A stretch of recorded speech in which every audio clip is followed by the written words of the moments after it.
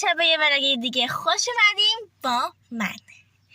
قراره میکاپش بسته بکنیم. 1 2 3. اول کرم بود.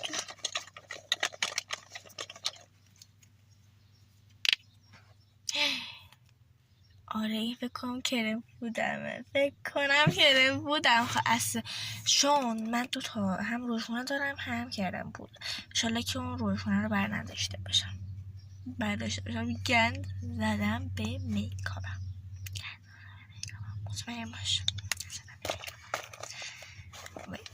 بلندرم کوهایشش باشه دیگه. من تقریبا از بلندر استفاده نمی کنم، دست مخشش میکنم.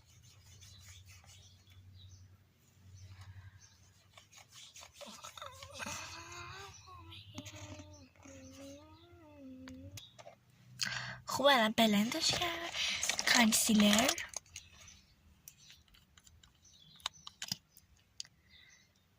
فکر نکنم این کانسیلرم باشه. کنم اون کانتور هانتینه رو برداشتم. این کانتور هانتینه این کانتور دیگه داشتم مایه بود. خدا کنه من نداشتم و خیلی بس سیاه میکنه. خدای لطفاً یه بارم شانس بده به من.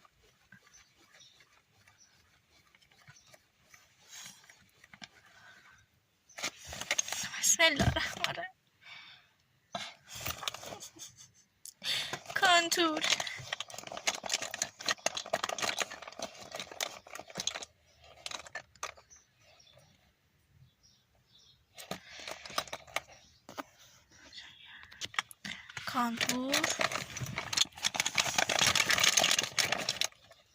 برداشتم. وای چون روژ برداشتم.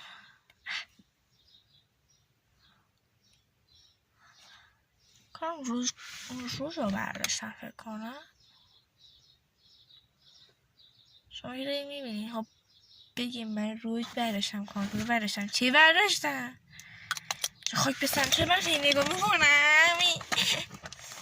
تو از قصد نگاه نمی کنم بچه ها. اونجا رو میخوام نگاه کنم. یکم باز بزنم.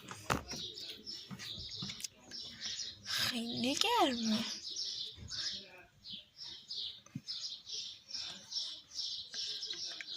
خیلی گرمه یعنی اینقدر گرمم تو وجودم.